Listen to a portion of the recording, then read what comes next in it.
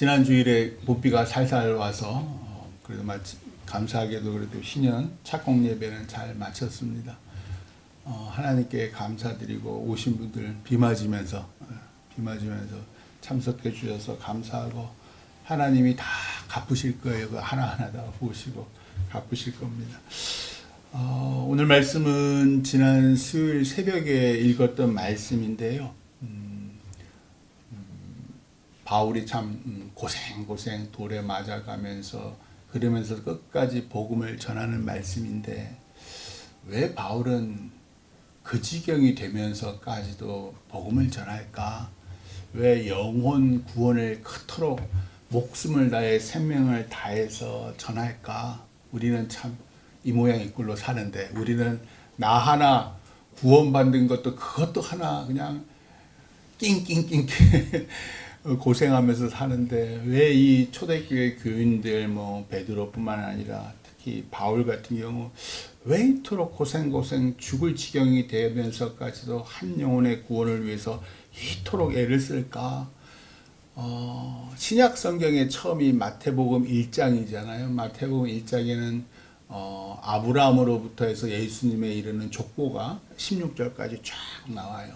아브라함이 이삭을 낳고 이삭이 야곱을 낳고 해서 쭉 해서 예수 그리스도께서 나신 거를 얘기하면서 21절에 이렇게 얘기해. 천사가 이제 동정녀 마리아가 성령으로 잉태됐다니까 그 정혼남이죠. 요셉이 깜짝 놀라서 몰래 지우려고 하니까 천사가 21절에 아들을 낳으리니 이름을 예수라 하라.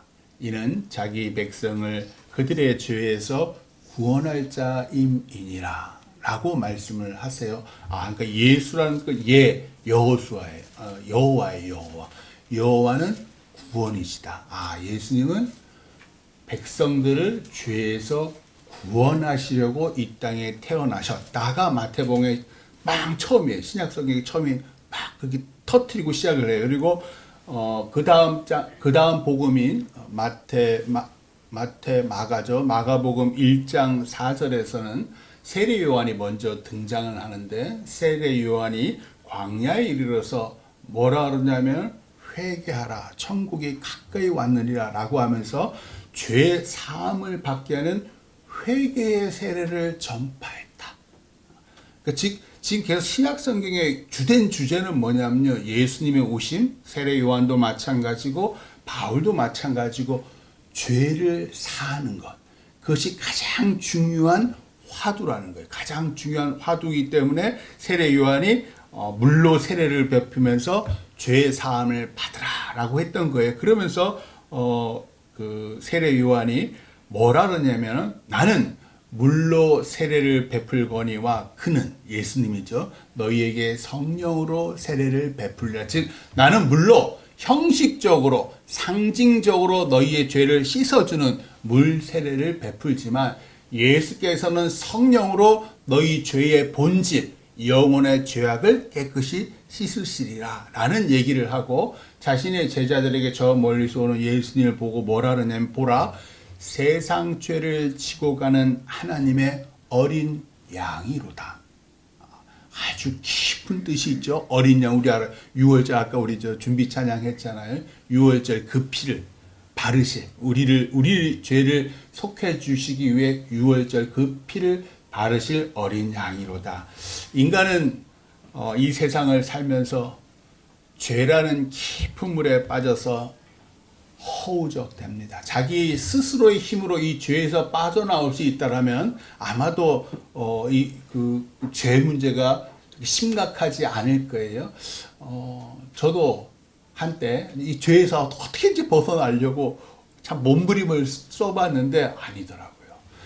몇 달간 죄를 내가 벗어났다고 생각했는데 그 몇 달간 난 내 스스로는 죄에서 벗어나려고 애쓰던 그 몇 달도 교만이라는 죄가 저를 확 엄습해서 그냥 집사람이나 다른 우리 애들이나 막 정죄를 해대는 거예요. 그 본인은 그게 죄인지 모르고 깨닫는 거죠. 그러니까 이것도 참 세월이 지나고 연륜이 지나니까 깨닫는 거야. 나는 죄에서 빠져나올 수 없는 정말 죄덩어리구나 라는 것을 깨달아서, 그래서 하나님 아버지께서 우리 스스로의 그 어떤 노력과 열심과 결단으로도 죄에서 벗어날 수 없기 때문에 아들 예수님을 이 땅에 보내셔서 우리 죄를 대신 짊어진 어린 양으로 죽게 하셔서 우리 죄를 사하십니다.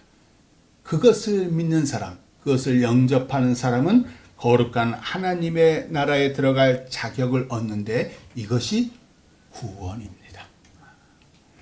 마태복음 이제 9장과 또 마가복음 2장의 공이 침상에 누운 채로 왜 예수님께 지붕에서 이렇게 내려온 중풍병자가 등장을 해요.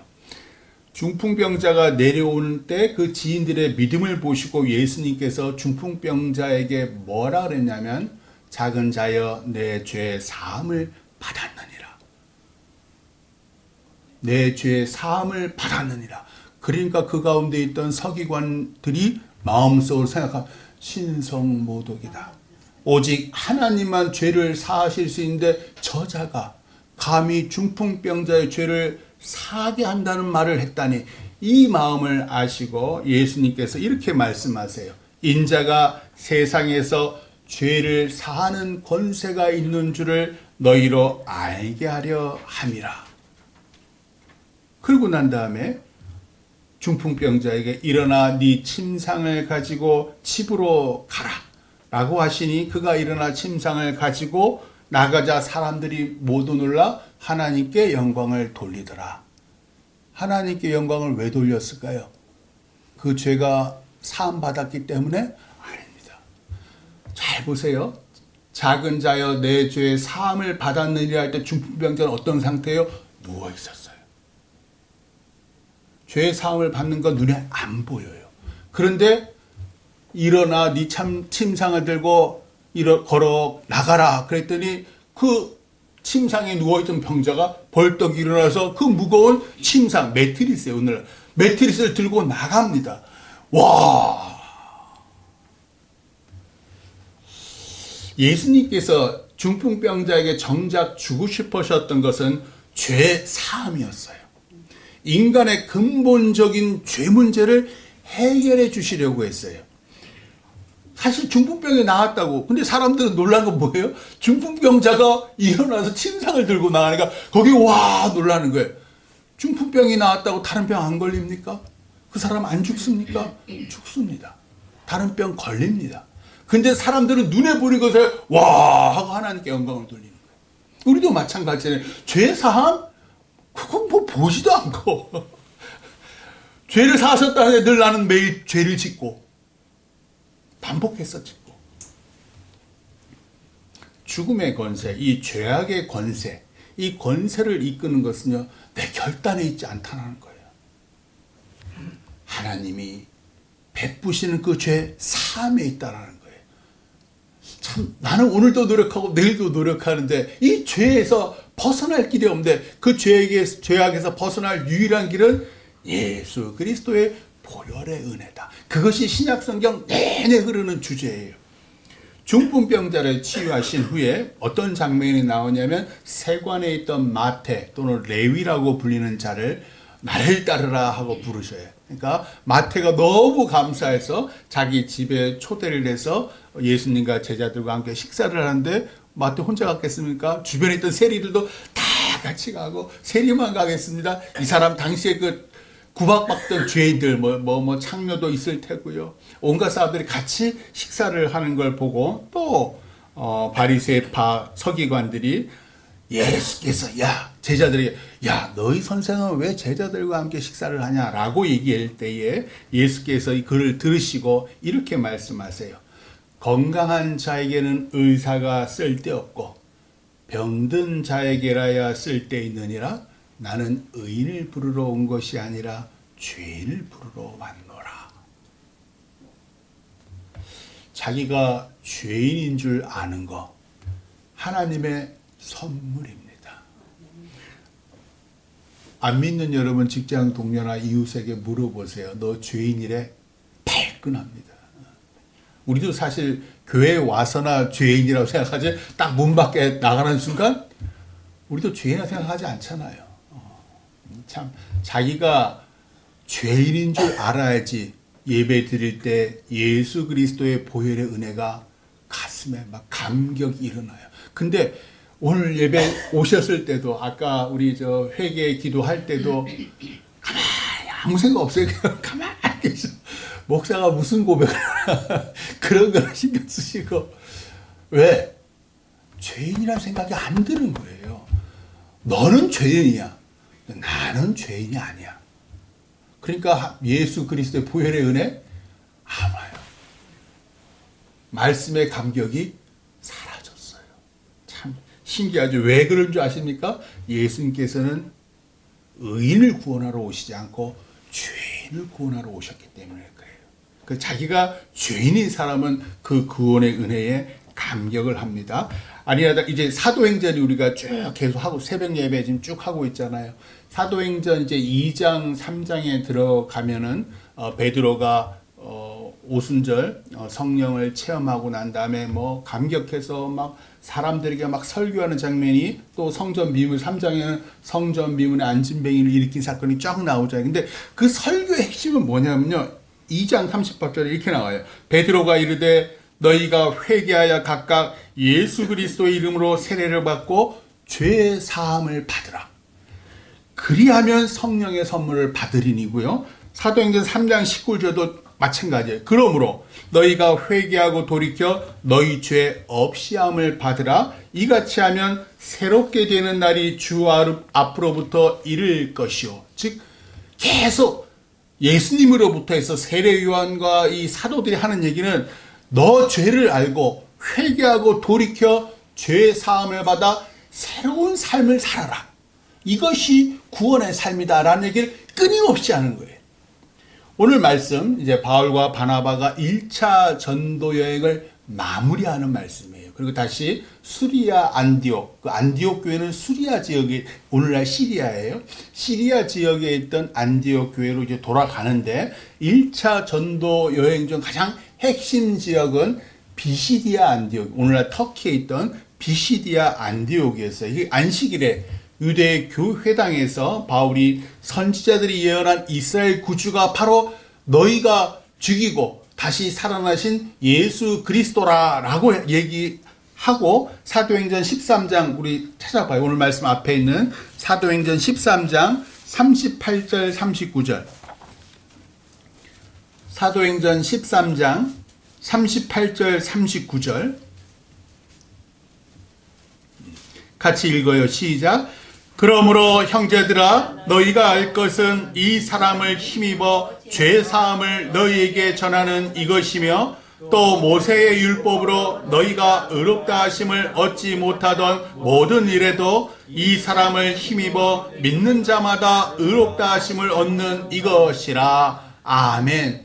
이게 선풍적인 인기를 끕니다. 왜? 이 아까 말씀드린 터키 쪽이라 했잖아요. 터키에 있는 비시디아 안디옥의 이 헬라계 사람들, 헬라인들이죠. 그러니까 헬라인들도 여호와 하나님에 대해 관심이 있어서 유대교 회당에 많이들 왔단 말이에요. 왜? 이건 완전히 다른 얘기. 그리스 로마의 신화와 완전히 다른 얘기라는 거예요. 그래서 관심 있는 사람들이 많이 왔는데 늘 힘들게 하는 게 있어요. 유대인들이 할례를 받으라는 거예요. 뿐만 아니라 너희 돼지고기 먹지 마. 왜? 율법에서 그렇게 하나님이 말씀하셨어. 너희 로마 신에게 드렸던 그 재물, 너희 집 황제가 그걸 다시 돌려주거든요. 그러면 배고팠던 그 당시 얼마나 배고팠겠어요. 그때 이제 육식을 먹는, 그때 고기 한번 먹어보는, 그거 먹지 말라는 거예요. 조상 대대로 먹었던 돼지고기, 제물에 드려진 그 음식을 못 먹게 하고, 우리도 초창기 우리 그 기독교가 들어왔을 때 그걸 가지고 아주 그냥 조선 반도에 싸움이 엄청 벌어졌습니다. 똑같은 일이 벌어지는 건데 바울이 와서 뭐라 그래요? 그거 관계없다는 거예요.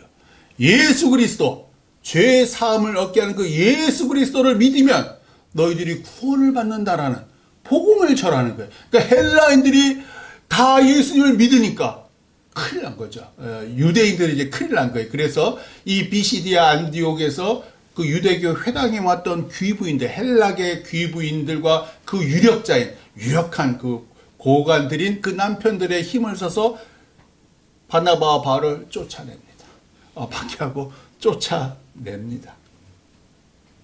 그리고 쫓겨난 다음에 이고니온이라는 곳에 그 북쪽에 있어, 조금 더 북쪽에 있는데 이고니온의 회당에서도 예수를 믿어라 라고 바울이 전하자 주께서 그들의 손으로 표적과 기사를 행하게 하여 주사 자기 은혜의 말씀을 증언하시니 그 신의 무리가 나뉘어 유대인을 따르는 자도 있고 두 사도를 따르는 자도 있는지라. 이게 오늘 말씀 사도행전 14장 3절 4절 말씀이에요. 유대인들과 관리들이 그러자 두 패로 나눴잖아요. 그러니까 유대인들이 관리들과 합세해서 두 사도를 모욕하고 돌로 치려고 달려들자 또 두 사도가 도망해서 오늘 말씀의 배경인 루스드라에 도착을 해요. 루스드라에서는 예전에 그 성전 민문에 앉아있던 그 안전뱅이처럼 안진뱅이가 태어나면서부터 있던 그 안진뱅이가 있는데 그가 바울이 얘기하는 예수 그리스도 구원의 복음을 유심히 듣는 거예요. 그래서 성경은 뭐라 그러냐면 바울이 그를 주목하여 구원받을 만한 믿음이 그에게 있는 것을 보고 큰 소리로 네 발로 바로 일어서라 라고 했더니 일어서는 거예요. 태어나면서부터 안진뱅이가. 그러니까 그 루스드라에 있는 사람들이 난리가 났습니다. 이야, 그리스 신화에서 말하던 그 신이 이 땅에 내려오셨다 라면서 바나바는 제우스 신이라 그러고 말 잘하는 이 바울은 헤르메스 신이라고 하고, 그러고 난 뒤에 진짜로 제우스 신당에 있던 그 제사장이 화환과 소를 들고서는 옵니다. 왜? 제우스와 헤르메스를 숭배하기 위해서, 바나바와 바울을 살아있는 신으로 숭배하기 위해서 옵니다. 제우스 신당의 그 제사장이. 그러니까 바나바와 바울이 두 옷을 확 찢는 거예요. 참담할 때 유대인들은 하나님 신성을 모독당했을 때 옷을 쫙 찢습니다. 그러면서 나도 너희와 같은 성정을 가진 사람이라. 여러분에게 복음을 전하는 것은 이런 헛된 일, 우상 숭배를 버리고 사람을 신처럼 섬기는 그런 것들을 버리고 천지와 바다와 그 가운데 만물을 지으시고 살아계신 하나님께로 돌아오게 하려 함이라 라고 말씀을 해요. 그리고 이제 오늘 말씀이 시작이 돼요. 오늘 말씀 사도행전 14장 19절로 22절 한번 읽어봐요. 사도행전 14장 19절에서 22절. 오늘 말씀 사도행전 14장 19절로 22절 같이 읽어요. 시작. 유대인들이 안디옥과 이고니온에서 와서 무리를 충동하니 그들이 돌로 바울을 쳐서 죽은 줄로 알고 시외로 끌어내치니라. 제자들이 둘러섰을 때에 바울이 일어나 그 성에 들어갔다가 이튿날 바나바와 함께 더베로 가서 복음을 그 성에서 전하여 많은 사람을 제자로 삼고 루스드라와 이고니온과 안디옥으로 돌아가서 제자들의 마음을 굳게 하여 이 믿음에 머물러 있으라 권하고 또 우리가 하나님의 나라에 들어가려면 많은 환난을 겪어야 할 것이라 하고. 아멘. 예수 구원의 복된 소식을 전하는데 유대인들이 비시디아 안디옥과 이고니온을 거쳐서 지금 루스드라에 왔잖아요. 그때마다 유대인들이 들고 일어나서 박해하고 쫓아냈잖아요. 그리고 이거 루스드라에서 막 제우스다, 헤르메스다, 막 추앙을 받는 게 눈꼴이시죠. 그래서 사람들을 충동해서 돌로 바울을 치게 합니다. 다수의 사람들이 유대인이었다라는 거죠. 돌로 치게 합니다. 얼마나 세게 던졌는지 죽은 줄로 알았다. 그래서 그 시체라고 생각했던 거 시체를 꺼내서 시외, 그 루스드라 시외로 던져버립니다. 그리고 제자들도 죽은 줄 알고 주변에 쭉 둘러서서 눈물을 흘리고 있었겠죠. 그런데 벌떡 일어납니다. 놀라지요. 더 놀라운 건 다음날 다시 그 루스드라의 성에 갔다가 다른 도시 더베로 가는데 거기서도 예수 구원의 복음을 전했답니다. 자, 한번 생각을 해보세요. 시체라고 생각할 죽었다고 생각할 정도로 돌로 쳤다. 온몸이 피투성이다. 머리도 돌로 깨졌을 테고 눈탱이도 밤탱이가 됐을 테고 피 질질 온몸이 멍이고 지금 난리가 난 상태예요. 그 상태로 더베에 가서 거기서도 예수 구원의 복음을 전했다. 그랬더니 그 상에 많은 사람들이 믿더라, 예수님을. 왜? 저자가 저 몸뚱이를 하고서도 저렇게 죽을 정도가 돼서도 예수 그리스도를 믿으라고 하는 거예요. 아니, 저자는 왜 저러지? 도대체 예수 그리스도 뭐길래 저 사람은 저 지경이 되면서까지도 예수 그리스도의 복음을 전하는 거지? 도대체 무엇이 바울을 이토록 복음 전도에 미치게 했을까요? 이스라엘 백성들이 홍해를 건너서, 구약이에요, 광야에서 40년을 지내는데 아주 고단한 40년이었잖아요. 목마를 때마다, 배고플 때마다, 외적의 침입을 받을 때마다 대다수 백성들이 애굽을 그리워합니다.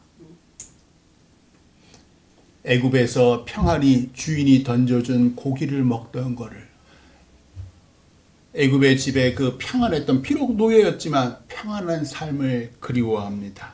또 애굽에서 사랑하는 옛 여자와 애굽 여인과 애굽 남자와 때때로 불붙던 그 사랑을 그리워합니다. 그런데 모세와 여호수아와 갈렙은 달랐습니다. 그들은 하나님이 조상들에게 약속하신 젖과 꿀이 흐르는 가나안 땅을 꿈꿉니다. 그 땅에서 앞으로 펼쳐질 하나님의 무궁무진하시고 원대하신 그 소망을 꿈꿔요. 모세와 여호수아와 갈렙, 바울과 바나바도 이 광야 같은 세상을 우리랑 똑같이 살았습니다. 그들도 다른 사람들처럼 목말랐고 배고팠고 죄악이 때때로 그들을 엄습했습니다. 아니, 더 심하면 더 심했지요. 그러나 그들은 죄악의 노예로 살았던 과거 애굽에서의 삶이 아니라 광야 너머에 계신 하나님께서 약속하신 소망의 나라, 젖과 꿀이 흐르는 가나안 땅을 꿈꾸면서 하나님이 나에게 원하시는 건 뭘까? 묻습니다. 내게 이런 고난이 닥친 건 하나님의 뜻이 있을 거야. 내게 이런 일이 일어난 건 이 일을 통해서 날 구원하시려는 하나님의 뜻이 있어. 이 문제와 고난은 나를 하나님께로 더 깊이 가까이 하게 하시려는 하나님의 계획일 거야. 이스라엘 백성들이 눈앞에 있는 거대한 홍해와 뒤에서 쫓아오는 애굽 군사들로 인해 두려움에 휩싸일 때 백성과 모세가 어떻게 달랐는지를 구약성경 출애굽기 한번 찾아봐요. 출애굽기 14장 12절로 14절이에요. 출애굽기 14장 12절에서 14절, 구약성경 103쪽에 있습니다. 출애굽기 14장 12절에서 14절까지의 말씀 같이 읽겠습니다. 우리가 애굽에서 당신에게 이른 말이 이것이 아니냐? 이르기를 우리를 내버려 두라. 우리가 애굽 사람을 섬길 것이라 하지 아니하더냐? 애굽 사람을 섬기는 것이 광야에서 죽는 것보다 낫겠노라. 모세가 백성에게 이르되 너희는 두려워하지 말고 가만히 서서 여호와께서 오늘 너희를 위하여 행하시는 구원을 보라. 너희가 오늘 본 애굽 사람을 영원히 다시 보지 못 아니하리라. 여호와께서 너희를 위하여 싸우시리니 너희는 가만히 있을지니라. 아멘. 모세와 여호수아와 갈렙과 바나바와 바울은 하나님을 바라봤다. 기적을 펼치시는 하나님께 주목했다. 그런데 백성들은 기적만 본다. 백성들은 치유만 원한다. 백성들은 그저 양식만 바라본다. 기적 너머에 계신 하나님을 바라보세요. 기적이 어디에서 오는지, 나의 은혜, 나의 일용할 양식이 어디에서 오는지, 내가 어저께는 죽도록 아팠는데 오늘 예배라고 갑자기 괜찮아지는 거예요. 몸 상태가. 이 은혜는 어디에서 왔는지. 내가 평상 아니라는 거예요.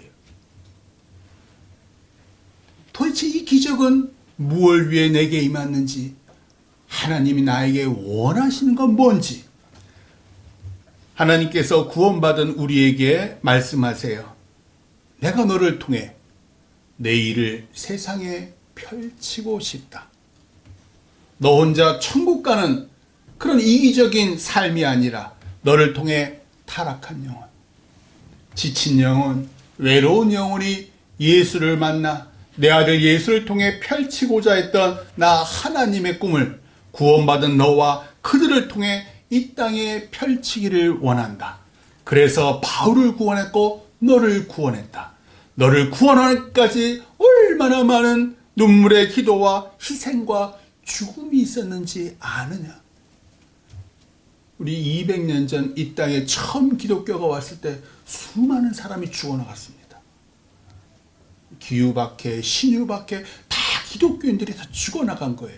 그게 오늘 우리의 믿음에 있기까지의 수많은 사람의 헌신과 희생이었다는 거예요.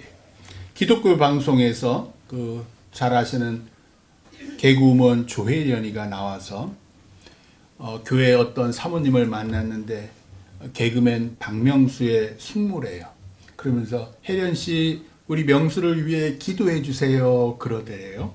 그러다가 박명수 라디오 프로그램에 이제 출연하게 됐는데 언제나 그렇듯 이제 이 조혜련이가 그 출연 전에 성경책을 이렇게 펴서 읽고 있는데 명수가 이제 박명수가 직접 와서 자기가 하나님을 믿게 된 계기를 말하더랍니다. 이미 믿고 있다는 거예요. 박명수의 조카가 교통사고로 사경을 헤맬 때에 하나님, 우리 조카 살려만 주시면 제가 믿겠습니다. 그런데 그 조카가 살아났대요. 그리고 학교를 다닌대요. 그러면서 조혜련에게 내가 어찌 하나님을 믿지 않겠니? 이미 믿고 있어 라고 말하더래요. 그러면서 박명수가 또 다른 프로그램에 이렇게 얘기해요. 내가 못생기고 머리 나쁘고 게으른데도 연예인이 된 건 하나님이 도와주셔서야. 천운이지 천운. 천운은 하나님이 도와주신 거예요. 왕년에 유명했던 걸그룹 주얼리의 멤버 서인영, 우리 지난 청년들과 같이 성경 공부하면서 서인영, 주얼리 노래 한참 유행했어요. 벌써 한 10여 년 전이었던 것 같아요. 장로님 딸이래요. 처음 알았어요. 장로님 딸인데 막 살았답니다. 인기가 좋아서 막 살다가 지금은 회심해서 교회 성가대에 서는데 자기를 위해 주변에 수많은 사람들이 오랫동안 기도했다고. 믿는 연예인들 많잖아요. 인영아 내가 널 위해서 기도하 이런 말을 너무 많이 들었고 또 주얼리 또 믿는 언니들이 있어요. 그 언니들에게도 그 수많은 사람들이 자기를 위해 기도했다면서 덕분에 자기가 하나님께로 돌아올 수 있었다고. 근데 하나님께 돌아온 사람도 하나같이요. 뭐 큰 계기가 있어요. 서인영이도 잘 나가면 하나님께 안 돌아와요. 폭삭 망했습니다. 이혼했죠. 이혼하고 막 그랬었습니다. 박명수 그 한 사람의 구원을 위해서 사모인 숙모가 오랫동안 기도했고요. 조카의 갑작스러운 교통사고를 통해서 명수의 마음에, 박명수의 마음에 한 줄기 빛이 들어가게 하신 거예요. 그리고 마침내 기적을 통해서 당신 앞에 나오게 하셨습니다. 또 한 영혼이 구원되기까지 얼마나 많은 사람의 기도와 헌신과 희생이 필요한지를 우리가 저도 그렇게 여러분도 마찬가지. 여러분 나는 모태신앙이야. 아니 엄마가 믿기까지 얼마나 많은 여러분들 모태신앙이라 할지라도 내가 정작 하나님을 믿는 거 완전히 다른 문제예요. 어머니가 믿는 것과 내가 믿는 건 완전히 다릅니다. 내가 믿기까지 내가 그동안 흘렸던 그 눈물과 수많은 시련들, 이토록 놀라운 구원의 삶을 그깟 부자 되고 권세가가 되고 달랑 나 혼자 천국 가는 삶으로 전락시키면 아니 됩니다. 구원받은 삶은 매일 배부르고 매일 기쁘고 매일 행복한 삶이 아닙니다. 구원받은 삶은 하나님과 함께하는 삶입니다. 오늘 말씀에서 바울이 돌에 맞아 만신창이가 된 몸으로 더베에서 복음을 전하니 그곳 사람들이 놀라요. 도대체 예수가 누구기에 저런 몸으로 예수를 전할까? 많은 사람들이 바울을 통해 예수를 영접합니다. 그리고 그 몸으로 자신을 쫓아내고 돌을 던졌던 지옥을 거꾸로 하나씩 둘씩 다시 돌아가요. 돌아가면서 거기서 자신의 복음 전도로 믿게 된 제자들에게 이렇게 얘기해요. 이 믿음에 머물러 있으라. 우리가 하나님의 나라에 들어가려면 많은 환난을 겪어야 할 것이니라. 환난을 누가 좋아하겠습니까? 그러나 예수를 전하기에 바른 환난, 예수 믿기에 바른 고난, 오늘도 믿지 아니하는 배우자들이 있잖아요. 그거 다 내버려 두시고 오신 거 아니에요? 얼마나 뒤통수가 따가우셨을까? 고난입니다. 주일날 예배 드리는 게 어떤 사람들은 모든 가족이 들어와서 참 행복한 교제의 삶, 성령 충만한 삶이란 누구는 여기까지 오는 동안 내 사랑하는 아내와 남편을 또 내버려 두고 와야 돼요. 그러나 이 삶에 하나님이 함께 하십니다. 그래서 바울이 죽음에 이를 정도로 맞고 감옥에 가도 구원의 복음을 전해요. 왜요? 하나님이 나와 함께 하시는 삶이 천국이요 젖과 꿀이 흐르는 삶이니까요. 존 스토트 목사님, 그 목사님이 나는 왜 그리스도인이 되었나라는 책에서 이렇게 말씀하셨어요. 우리가 그리스도인이 된 건 우리가 그리스도를 믿기로 결단했기 때문이 아니라 그리스도가 우리를 사랑하기로 결심했기 때문이다. 우리가 그리스도인이 된 건 우리가 그리스도를 믿기로 결단했기 때문이 아니라 그리스도가 우리를 사랑하기로 결심했기 때문이다. 왜 나 같은 걸 구원하셨는지, 왜 나 같은 걸 사랑하사 내 죄 뒤집어 쓰시고 내 죄에 합당한 처벌, 내가 살점이 떨어져 나갈 정도로 채찍질 당해야 되는데 내가 그런 죄를 졌는데, 내 양손에 대못이 박히고 내 양발등 위에 대못이 박히는 죄를 졌는데, 아니 내가 십자가에 달려 죽어야 하는데 하나님께서 날 사랑하기로 결심하셔서 대신 내 죄 지시고 십자가에 죽으셨다. 이 구원받은 사랑의 10분의 1, 100분의 1이라도 가족과 사람들에게 전하시기를 주님의 이름으로 축원합니다. 기도하겠습니다.